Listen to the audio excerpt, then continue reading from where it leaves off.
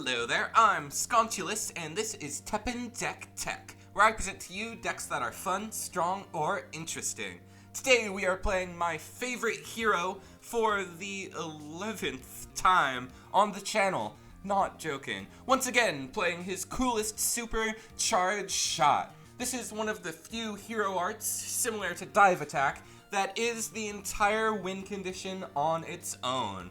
Just like last time, to enable charge shot, we have 3 Alue and 3 Herculeus Uncortus. Both of these, if left unchecked, will win the game on their own. Especially if you draw them alongside, it'll be okay. These cards fear nothing. Even Split Mushrooms, Damage Invulnerability will not keep up. From there, these are the perfect shell for charge shot. If you nail the setup, charge shot can be anything from a comeback mechanic, wiping the board, to the ultimate combo tool, or enabler for huge unblockables. Solid as that is, that's the old game plan. So what's new is doing that even better, thanks to Blizzard Buffalo. This 1/8 for less than 3 MP adds a unit to pocket, and when a friendly unit is played, gives them 2 HP of his own HP.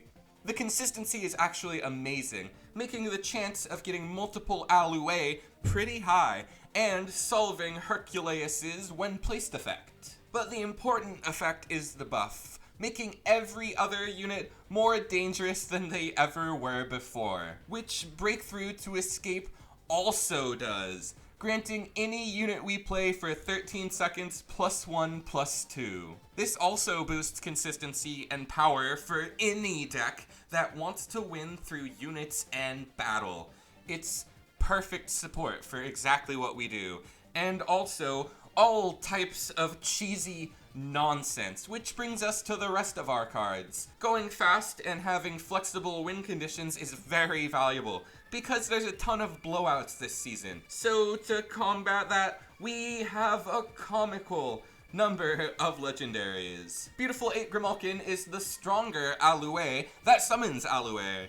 I cannot understate how game-warping Grimalkin is. Sea of Death Tidal Whale is the strongest wielder of Hero Sword, which is still the strongest green card. Wild Transfer with Zhang is an alternate win condition. It's not a boss monster like Tidal Whale, and shouldn't only be used to kill your opponent. Playing it turn 1 is never worth the risk.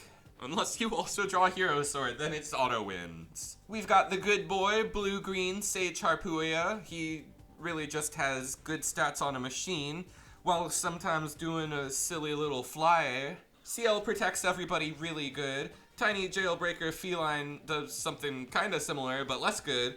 We have 2 abominations of card design that give heavy pierce with major upside. And finally, the most arbitrary choice for a legendary ever, Discarded Pride Hoggamer. Hoggenmer. This could have been Green Biker Dude, and they missed the opportunity.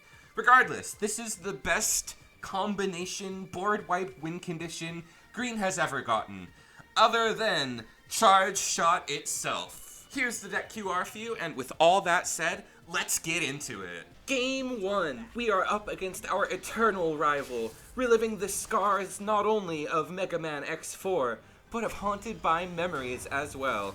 Hopefully, we will have the advantage in matchup just like we did back then. Our opponent will start things off with Jet Black Shadow Phantom, and we will activate Breakthrough to Escape to make our Alue more potent of a block. Unfortunately, our opponent has Creeping Malice, but we have the response to protect it in the form of Hero Sword, which will defeat their Shadow Phantom on the next attack, remaining at a 7/4, and at this point we can play down another Alue to offset the negative MP boost, and our opponent will have to play down 0, possibly somewhat bricked, but probably going for the one played 2 damage, and at this point we will activate our antagonist stance just to go up to 19 AP. Our opponent will negate, and we will cycle for the next card just to gain more AP, and we go for our charge shot, which will allow each of our Alues to gain +3/+3 when attacking, and that will seal the game against rank 1-0. Game 2, we survived the rival battle, so we can only take on the final boss for Green, which is a somewhat awkward hand against black. This is also the game where I learned the risk of Rejang that I mentioned up top, but it's still something worth showing, and the card is cool, so I'm sure somebody will appreciate it. We will play down our 5 attack Rejang, which would easily pierce and become a win condition, except for the fact that we're against black.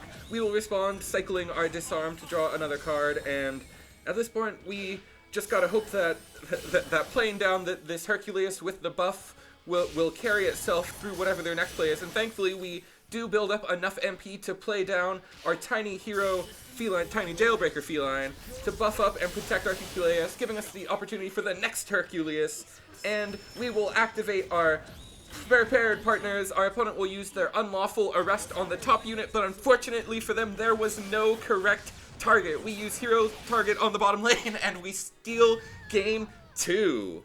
Game 3, it's the second form of the final boss, and we're here to show that even the highest rank black players are not yet prepared for charge shot. Our opponent will start off with a card we're not prepared for, Balrog, but just looking at the hand, we do have answers. We will start things off with Grimalkin, and we will play down CL before they can play another unit to get value. And when they do play their Flame Mammoth, the 5 damage will only be 1 damage, and the 5 attack of the unit they were probably relying on will also only be 1 when we use It'll Be Okay. Alloway will go up to 3-8, but our opponent will try to put a stop to our board. They will destroy our Rakuhouha with their copy X, fairly not quite canonical, but it's the greatest fan fiction, and unfortunately for them, missing that 50-50 is gonna basically be the end of the game. When we can seal their copy X, stopping the second destroy, we can go for Heart Tank we can go for Hero Sword to end the game now, and at this point there is no play they can really find to end this. We go for Charge Shot to ensure that our final attack gets through. Our opponent will go for one last blocker from the grave with Oh My Car, but we get through with CL, taking game 3. Now, with the final boss defeated, there is only the secret boss to take down. The new Breakaway Split Mushroom deck has been way too much fun to fight, not to show off in the video, so that's exactly what we're going to do. And you can always tell when you're up against the deck, because your opponent will have at least minus 10 MP charge if you mouse over them. We'll start things off with Blizzard Buffalo, and our opponent will play down Effie, followed by Remobro, which will go up to 6, giving them 2 cards in their EX pocket between the 2 cards. And we will activate Breakthrough to escape, which will enable us a huge pop-off by playing down our beautiful 8 Grimalkin. Our opponent has their first found Nitro Shroom, but now that they've used it, when we go for Hercules on Cortus, they don't have any prepared to stop us from popping off to a huge level. They can go for Victor von Gerdenheim and break away into the mushroom that they added to their hand, but we are very prepared for it. We have It'll Be Okay to protect us from the first 2 hits that it would deal, and we can follow that up with CL to take out the remaining 2 HP. Our opponent gets a bit of value from CL, but taking out the card that their deck relies around is way more than worth it. We will activate Antagonist Stance to try to end the game here before they have any chance to go for another Split Mushroom, but they have a negate, and they can block 1 time in the top lane. They play down their second Split Mushroom in the middle lane, but at 6 MP, they don't have anything left, and we take the final game.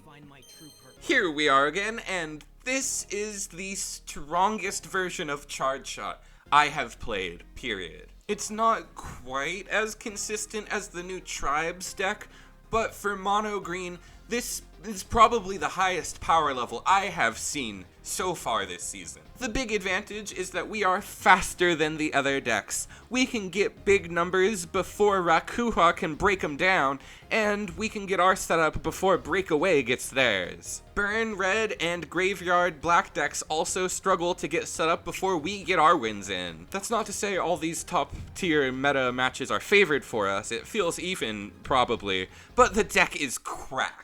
Especially when you learn how to lean into the real cheesy opportunities you're presented all the time. I do have a budget version here for you, of course, but I can only promise that it will teach you how to play the patterns of the good version. I don't think this one would be that strong, really. As for the next episode, I definitely want to have a tier list up. I always say that, and then it never happens, but I would like to try. Hopefully it happens. But the bigger announcement, I'm sure most of you noticed, we are streaming now on YouTube once in a while. Please let me know if you happened to miss the last stream and you'd like to catch one. Let me know a time in Pacific Standard that would work for you guys. The last one was at 10 p.m.